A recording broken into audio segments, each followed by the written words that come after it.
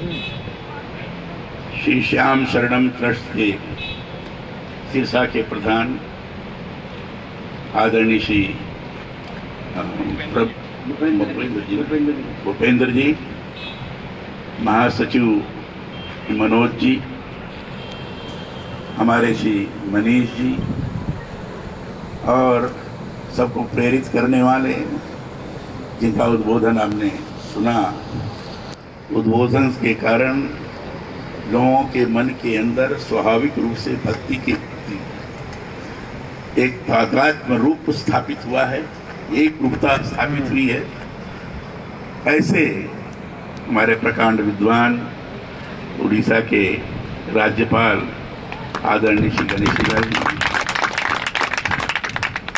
यहाँ उपस्थित सभी श्याम भक्त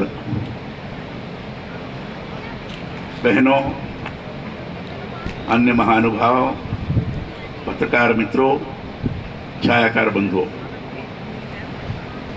मुझे बड़ी प्रसन्नता हुई जब मुझे जानकारी हुई उड़ीसा के महामहिम राज्यपाल आदरणीय गणेशीलाल जी यहाँ श्याम जी का दर्शन करने आए और उसने मुझे सूचना किया कि मैं यहाँ हूँ और 12 अप्रैल का आप समय कहीं मत दीजिएगा, आपको यहीं आना है।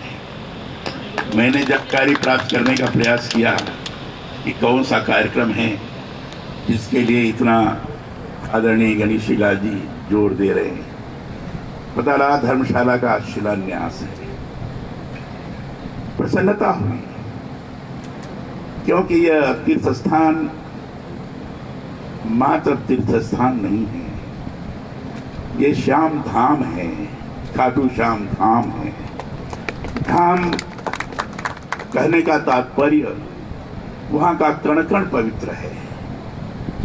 वहां के वायुमंडल में एक विशिष्ट प्रकार की भक्ति का प्रवाह प्रवाहित हो रहा है, जो स्वाभाविक रूप से लोगों को अपने अंदर आत्मसात करते हुए इस तरीके से प्रेरित करता है कि तुम जाओ भगवान के चरणों में अपना माथा नवाओ और आवश्यकता पड़े तो बरबरी जैसे अपने सर को देने में किसी प्रकार का संकोच मत करो।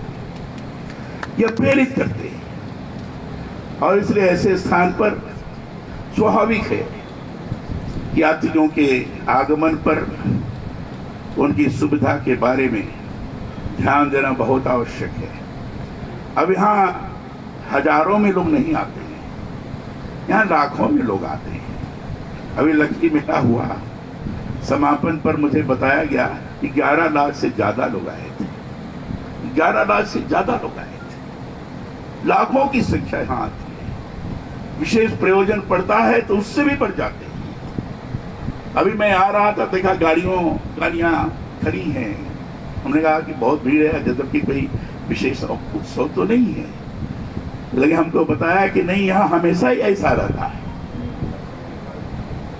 जब कहीं लगातार दर्शन की निरंतरता विद्यमान रहती है तो केवल तीर्थ स्थान नहीं होता है, तो धाम कहलाता ही है। इसलिए ये खाटू श्याम धाम है। खाटू श्याम धाम में आज धर्मशाला का शिलान्यास करने का आपके कारण और महामहिम राज्यपाल जी के कारण मुझे भी ये सुअवसर प्राप्त हुआ कि मैं आपके बीच में आकर, और केवल मैं तो कोई प्रयास नहीं कर रहा हूँ, प्रयास तो आप सब लोग कर रहे हैं, लेकिन बिना प्रयास के भी मेरा नाम यहाँ भी लिखवाने का आपने जो काम किया कराया है, इसके लिए मैं बहुत बहुत अभिभूत हूँ और अपने को बड़ा गौरवान्वित अनुभव कर रहा हूँ। और मैंने सुना कि ये धर्मशाला केवल यात्रियों के आवास के लिए नहीं है, केवल उनको भोजन मिल जाए इसके लिए नहीं है। तो यह धर्मशाला ज्ञान का भंडार, जो पुस्तकें हैं, चाहे धार्मिक दृष्टि से हो, चाहे पौराणिक दृष्टि से हो, चाहे वैज्ञानिक दृष्टि से हो, चाहे सामाजिक दृष्टि से हो, चाहे आर्थिक दृष्टि से भी हो, किसी चीज के बारे में ज्ञान प्राप्त करना है तो यहाँ पुस्तकें उपलब्ध होंगी। पुस्तकालय भी इसमें खुलेगा, ये मुझे जानकारी हुई। अभी धर्मशाला में पुस्तकालय खुलेगा, यह मैंने कहीं नहीं सुना था। यह जानकर मुझे बड़ी प्रसन्नता हुई कि भक्ति के साथ साथ ज्ञान, भक्ति योग, ज्ञान योग, कर्म योग, ये तो गीता के अंतर्गत विद्यमान है। तो जो भी पढ़ते जाइए सारी चीजें हमको प्राप्त होंगी। तो यहाँ भी आपने ज्ञान योग की भी प्रचुरता प्रस्थापित करने की दृष्टि से कार्य किया है। और इसे धर्मशाला नहीं केवल, तो इस धर्मशाला में पुस्तकालय भी रहेगा। ये जानकर बड़ी प्रसन्नता हुई। मैं आयोजकों को और जो ये बनवा रहे हैं इस ट्रस्ट को बहुत बहुत बधाई देता हूं और उनकी प्रशंसा करता हूं। आदरणीय गणेशी लाल जी ने बर्बरी के बारे में बताया था। घटोत्कच की मौलवी से शादी एक विचित्र घटना के कारण हुई और शादी हुई जब उसको पुत्र उपलब्ध हुआ। ज्यादातर हिडिंबा से ही संबंध रहा करता था, लेकिन पुत्र को ये वरदान दिया गया कि तुम तपस्या करो, चंडी मां की आराधना करो और आराधना से तुम्हें विशेष प्राप्ति होगी। उन्होंने आराधना किया, तपस्या किया, 12 चंडिकाओं ने उनको वरदान दिया, तुम अजय रहोगे, तुम्हें कोई परास्त नहीं कर सकता, कहीं भी जाओगे तो उसका समूल समापन कर दोगे, इसमें किसी प्रकार का संदेह नहीं। मां ने कहा बेटा इतना सब कुछ करना है, तुम्हें अचूक शक्ति प्राप्त होगी, लेकिन उस अचूक शक्ति का उपयोग कहां करोगे? उस अचूक शक्ति का उपयोग असहाय लोगों के लिए करना, जो दुर्बल होंगे उनके लिए करना, जिनके बारे में लगता है कि ये पराजित मानसिकता से त्रस्त हैं, ऐसे लोगों के लिए करना ताकि उनको सहयोग प्राप्त हो सके। परोपकार की भावना से प्रेरित होकर तुम्हारे सारे कर्तृत्व दिखाई पड़ेंगे, ऐसा कार्य करना। और इसलिए जब महाभारत प्रारंभ होने वाला था तो उसी समय जो पहुंचे हैं और उनको लगा है इसमें कौरव सेना कमजोर पड़ रही है, गए तो भगवान कृष्ण के बारे में कहते हो तो बड़ी छलियां हैं। उनको जानकारी होगी कि बर्बरी खा रहे वो तो एक ही बाण में सबको समाप्त कर देगा, उसको रोकना बहुत जरूरी है। और जब रास्ते में उनको रोके, उन्होंने कहा नहीं मैं तो कौरव का पक्ष करूंगा और कौरव पक्ष से मैं लड़ूंगा क्योंकि वो कमजोर है। भगवान कृष्ण का नहीं ऐसे तो ठीक नहीं है, समझाने का प्रयास किया, क्या नहीं मैं करूंगा, मेरे अंदर इतनी ताकत है, मेरे अंदर इतना दम है, मेरे अंदर इतनी साहस है, मैं सब कुछ कर सकता हूं। तो भगवान कृष्ण ने कहा अच्छा ठीक है, तुम एक काम करके पहले दिखाओ, ये जो बड़ा बट वृक्ष है, इस बट वृक्ष में जितने पत्ते हैं अपने एक सर संधान करके सारे पत्ते को समाप्त कर दोगे तो मैं जानूंगा तुम सचमुच शौर्यशाली हो और अपने शौर से लोग पराजित कर सकते हो। और इतने में एक पत्ता नीचे गिरा हुआ था जिसको भगवान कृष्ण ने अपने पैर के नीचे दबा दिया था। उन्होंने सरसंधान किया और स्वाभाविक रूप से उनको जिस तरह से वर प्राप्त था सारे पत्ते नष्ट हो गए। न देखो मैंने ऐसे कर दिया, उन्होंने कहा नहीं ऐसा तो नहीं है, नहीं कर दिया, क्या ये कहां से बचा है?